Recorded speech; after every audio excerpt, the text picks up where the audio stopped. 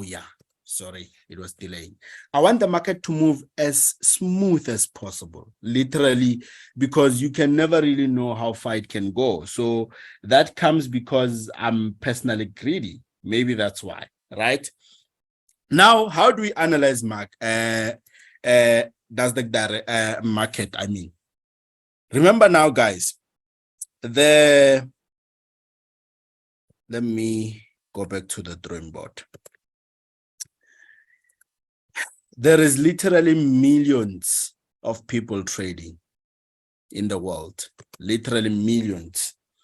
And the chart starts from here. These are the prices. The market is moving. The market is moving. The market is moving.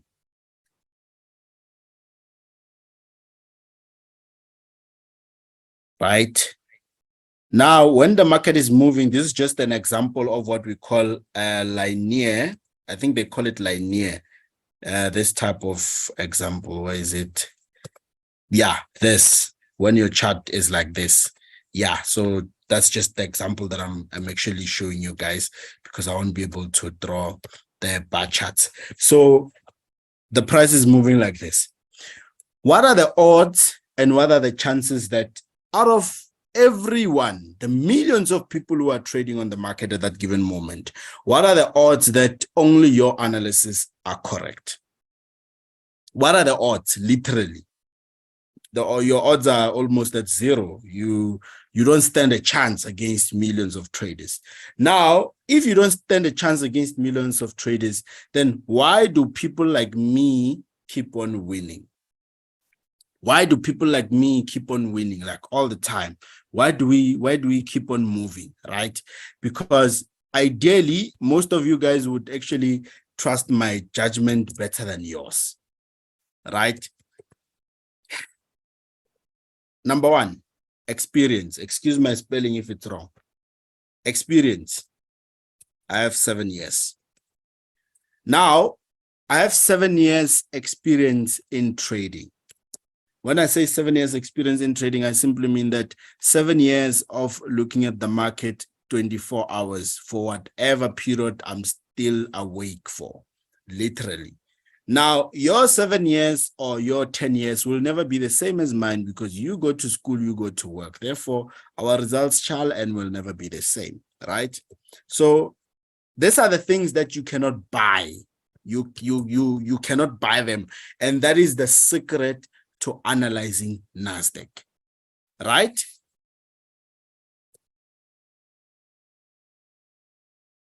Fundamentalist. I'll be explaining all these points after. Allow me to just type. I'm typing from my head, by the way. I'm not copying anywhere else. So excuse me if I'm taking a bit of time. Now, these are by far the 10 points, right?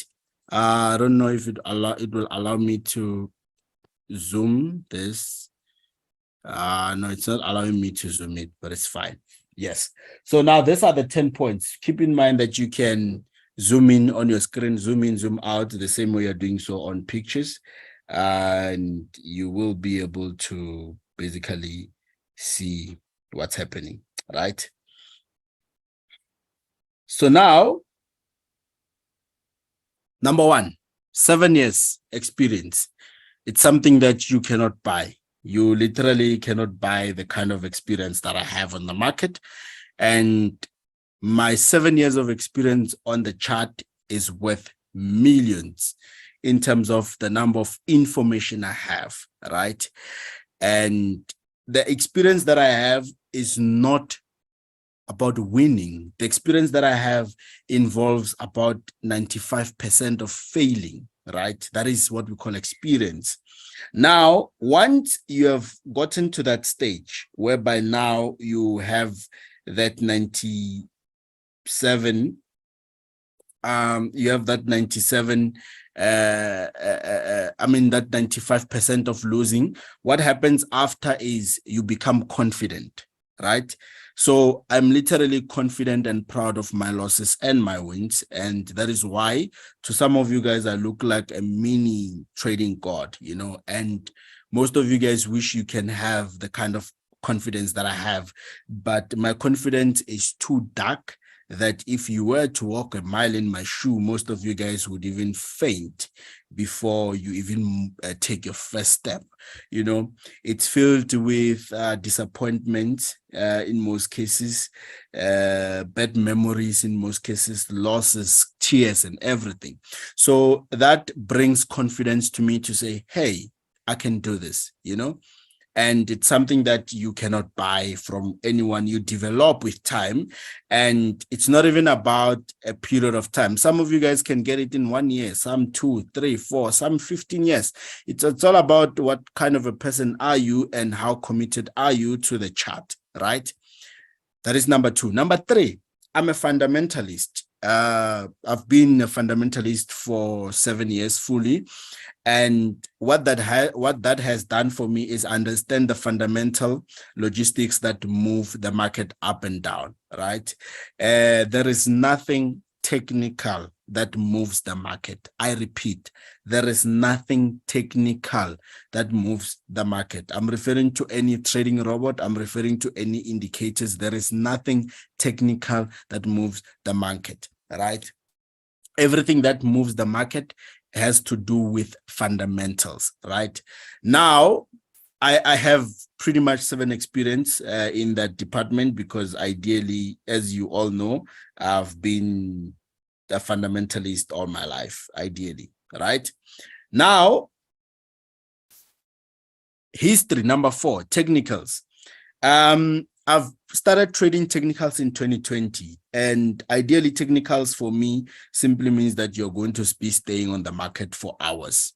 That is what technical means. It doesn't mean that you are seeing anything that is unique whatsoever, because when you're doing technicals, you still need to refer back to fundamentals. Show me a technical trader who deliberately goes against news and still wins. Literally no one. When it's time for NFP, CPI, we all know that it's going to be hell in a cell.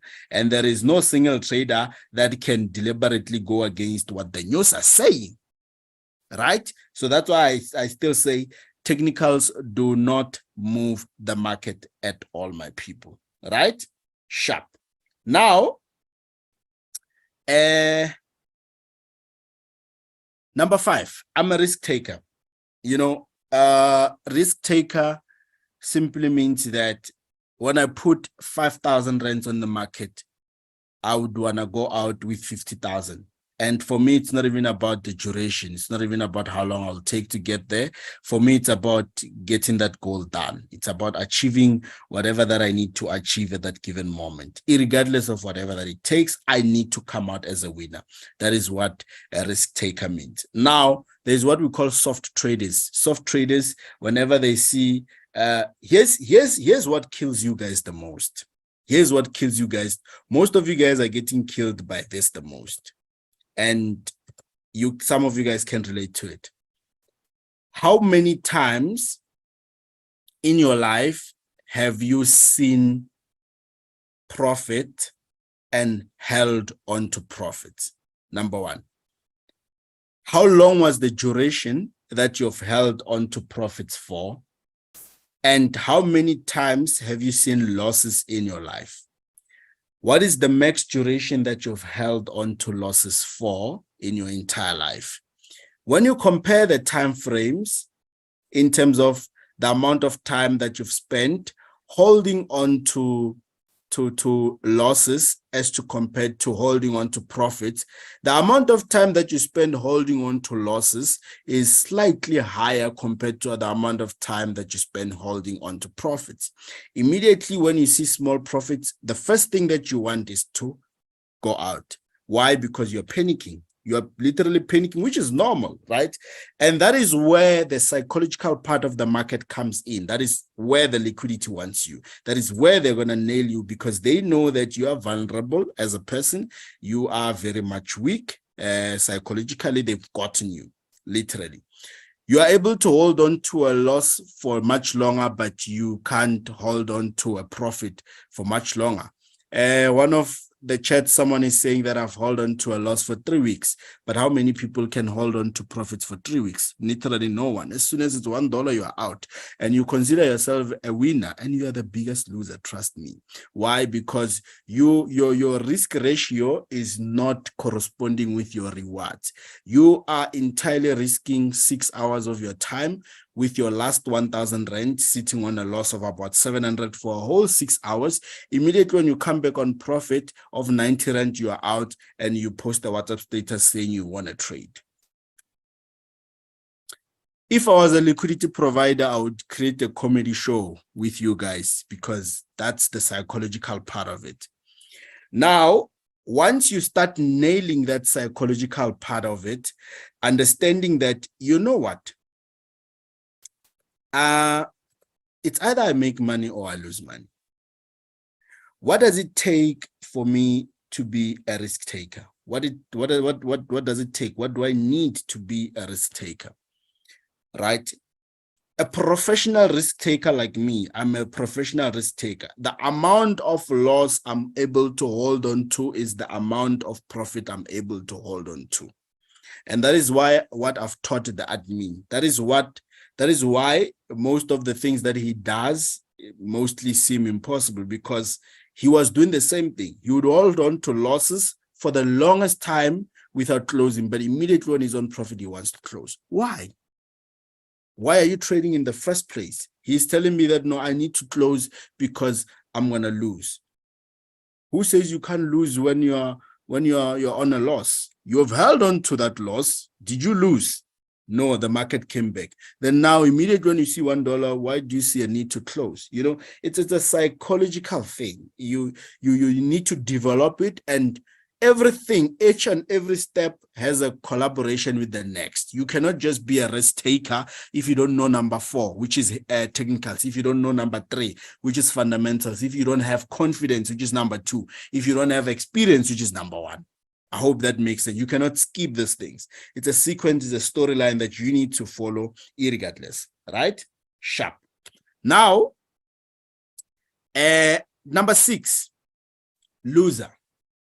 It goes back to number 1. Remember what I said. My experience is filled with about 95% of the most horrible times, literally. But irregardless, I still came out as a winner. That is why I'm where I am today, right? And before I open that trade, literally before I open that trade, guys, before I click that buy or sell on the chart, I've already lost. That is the mentality that I have. Before I open that trade, I've opened my heart and I said, God, it's fine, I've lost. Right? Why? It helps me psychologically be stronger for the worst. Someone once said a smart saying saying that, coach, we're about to trade the last Nasdaq signal and we are praying for the best, but preparing for the worst. That is very powerful. He's simply saying that we understand that we are here to win, but we are also preparing for the worst because we are entering into a very volatile market and anything could come out. Now, the moment you are able to manage and balance those emotions, you will never panic. Even with 1 minute strategy, most of you guys are getting killed by panicking. The moment you start relaxing, and not that I recommend drugs, but you guys should normalize smoking weed. You guys should know. I've never smoked weed, but I've realized that people who smoke weed are much more calmer than anyone else who's sober. So you guys should realize, should start smoking weed, number 1. You guys, before trading, you should have sex. Those things will help you. Number 3, you guys should start normalizing masturbating. It will help you. The pressure, remember now, you are a human at the end of the day, right?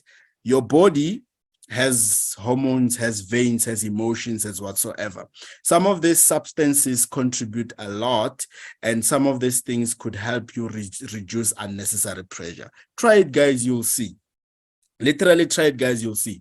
Find something that works for you. Some it's going to be alcohol. I'm not going to judge because, I mean, we're all here to try and make money. But sober, you can't really be okay trying to trade this market that you're in, right? So I support weed smokers a lot.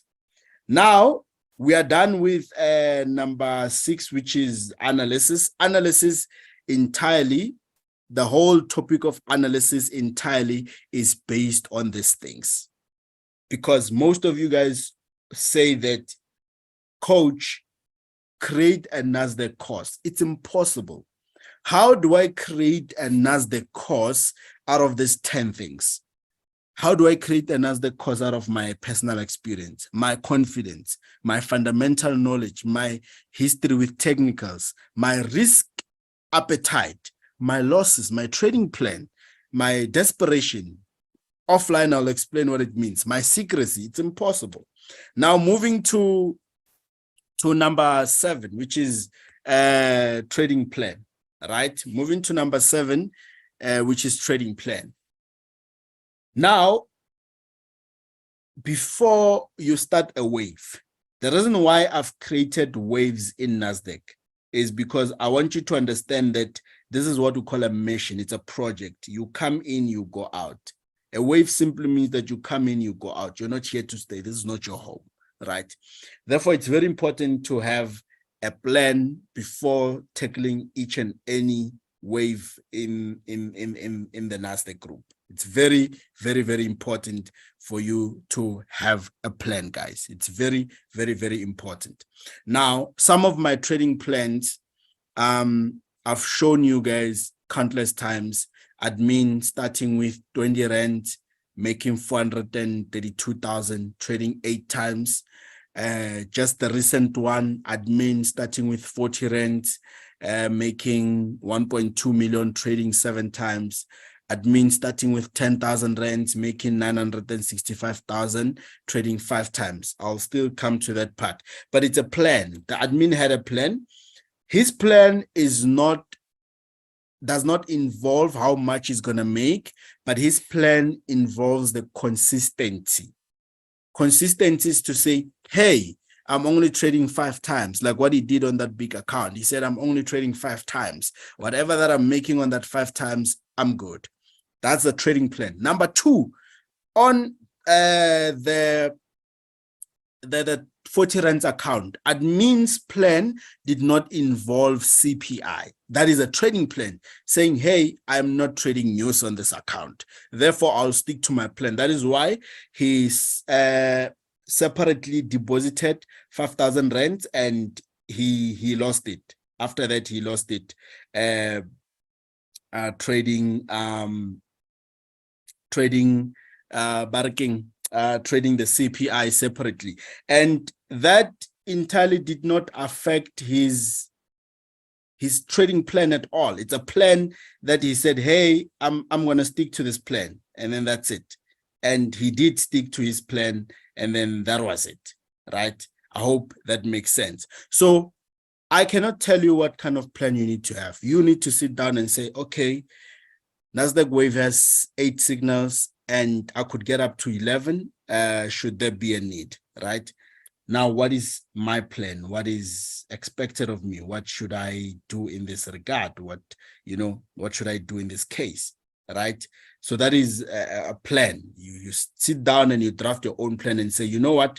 I'm going to start with 30 Rands. I'm going to start with 50 Rands. I'm going to start with 100 Rands, whatever the case it may be. And I'll always have backup funding should things not go my way. The admin always has backup funding. That is why his bank account is always loaded all the time, because he knows even if he goes through losses, he can always recover, right? So now if you don't have a plan, it means you're going to take your last 300 Rands and fund. If you lose once, it's over for you. You'll keep on watching other people win. So a trading plan is important. And unfortunately, I cannot help you on that. It's something that you need to decide on your own. Now, number 8, no desperation. Do not trade when your rent is due tomorrow. Do not trade when you need to pay school fees next week. Do not trade because someone in your family is sick and you need money for meds. That's where most of you guys get it wrong. That's where it's gonna knock most of you guys. You guys always trade for the wrong reasons, right? Because once you're desperate for trading, therefore it cancels some of the things, some of the key points I've mentioned. It cancels your confidence. It cancels your risk-taking skill. It cancels everything. It cancels your trading plan. It cancels most things, because now you'll end up being greedy for no reason, because now you want to make a certain amount of money without having to go according to your trading plan. So it's very, very important to trade while you're not under any desperate conditions whatsoever, please. Number 9, offline. By offline, I'm referring to some of us, you guys didn't know about me maybe up until 2018, 19, right? Some of you guys knew me after COVID, whatsoever, it doesn't matter. But I've been alive since 1995. And ideally, I would say I've been offline since 1995 because nobody cared, nobody knew me. 2016, when my whole journey started, I've been offline. I didn't even have Instagram. I only had Instagram in 2019. I didn't even have Instagram. I only had Facebook then there because I was trying to push my music career by then. Back then, I mean, and I see most of your statuses on the FBK WhatsApp, and you guys are so much far away from success. And I'm going to explain why. You guys, you are living a very wealthy lifestyle. Literally, you are living a very wealthy lifestyle. You guys are living for the streets. I mean, how on earth are you able to have an iPhone and not have a bank balance that is equivalent to the cost of an iPhone? How on earth are you able to have the latest Air Force, where else you don't have a bank balance that is equivalent to the value of that Air Force? You guys are living a life here. How on earth are you able to have followers on social media that do not equivalent to the amount of money you have in your bank balance? You guys are living online. You guys are living lifestyle, And some of these things are what we call, biblically, they are called the things of the earth. They never pass. You guys want to remain relevant. You guys want to be influencers. You guys want likes. You want comments. You guys want to be relevant on the streets. There is no Amapiano dance that you don't know on TikTok. It's like you are the owner of TikTok. It's like you're getting paid to be relevant, You get so worried when you're not next to your phone, but not because you want to make money, but because you want to check what's happening out there, And these are some of the things that I did not have access to. That is why now I can literally do whatever that I want on social media. I can literally say what I want. I can do what I want because I've worked hard enough offline without you guys knowing. And no matter what people say or do, nothing can ever stop me with the kind of knowledge that I have in terms of making money. I hope that was clear. Number 10, secrecy, right? Secrecy simply means that you guys need to stop entirely posting about trading on your WhatsApp statuses or social media whatsoever, I used to behave like a thug or a thief whenever I'm supposed to trade in 2016, because I knew that once your plan is known by more than 2 people, it's no longer a plan. It's whatever it is, it's no longer a plan. And you are vulnerable, you are very sensitive, If a person tomorrow comes to you and say, that coach of yours is fake, you're most likely to believe it quicker than what it takes, because you don't have that confidence built in you. You're not even confident about yourself, literally. So what secrecy does is it cuts everyone out of your own plans, and you're able to focus on your plan no matter what. Remember, I'm here because I believed in this. I'm not here because my parents or my friend or someone else believed I'm going to make it. I'm here because I believed and I'm going to make it. And should I opened my mouth before I made it, I wasn't going to make it. My brother only knew that I was trading when I was showing him the 100,000 that I made secretly in 2016. And if I had shown him before, I don't think we would be where we are today, literally. So you guys need to develop that, keep it as private as possible. The less people know you're trading, the better, because you are sensitive. You are literally sensitive. Anything that could discourage you in the trading world, you're most likely to take it in. You're not strong. You're not confident. You don't have all these other points that I've mentioned here.